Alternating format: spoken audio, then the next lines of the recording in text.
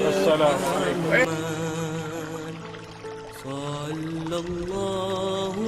Datuk Seri Dr. Ahmad bin Maslan Timbang.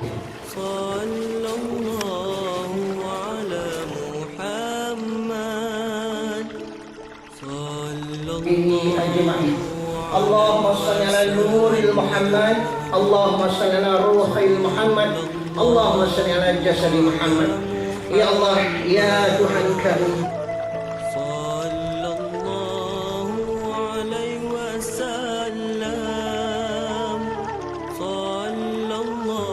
Mohon ampunkan dosa kami.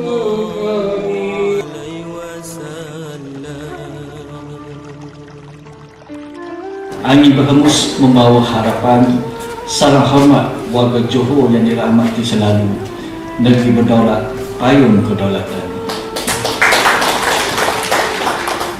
Angin subuh lembut menyapa, suara azam menggetar jiwa. Marhaban ya Ramadan mulia, moga diterima amal dan doa. Pantang bukan sembarang pantang. Pantang pertiwi di cabar jangan. Datang bukan sembarang datang. Datang ke sini demi perjuangan. Pantun baru siap. Ni pantun baru siap. Tadi ada puisi nazam jadi. Pantun untuk puisi nazam. Rama-rama dan bunga mekar dalam taman terang cahaya. Puisi nazam sedap didengar, jadi teladan hidup ceria. Mari kita sama-sama berikan tepukan sebagai pemberian majlis pelancaran wakaf buku pertumbuhan pesona Johor. dari payung menjamu selera.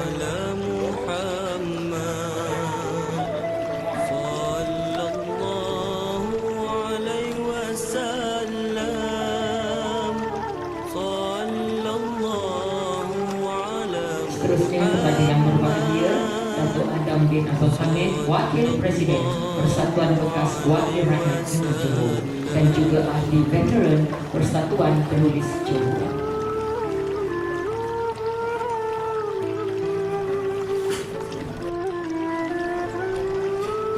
Timbalan Menteri Kerja Raya Malaysia. Saya melihat di Malaysia pesantren tidak ada payung, tidak ada ibu. Kita tidak tahu sebenarnya pesantren ini dengan siapa. Sama ada dengan Kementerian Pendidikan, Kementerian Kebudayaan, Kesenian, atau Resa maupun Kementerian Perbuatan. Jadi pesantren tidak ada payung. Justru saya ingin mencadangkan diwujudkan pada Kementerian Pendidikan, saya cadangkan pada kerajaan, diwujudkan Dewan Bahasa Pustaka di setiap negeri, di setiap negeri seluruh Malaysia untuk tahun akan datang. Ini mungkin akan dibincangkan dalam belajaran.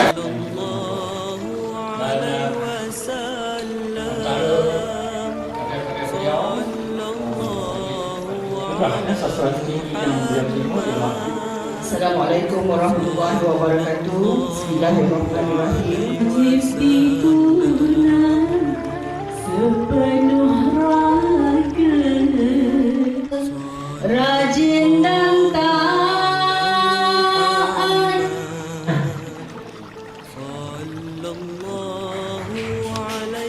Di pagi waktu tengah hari tak.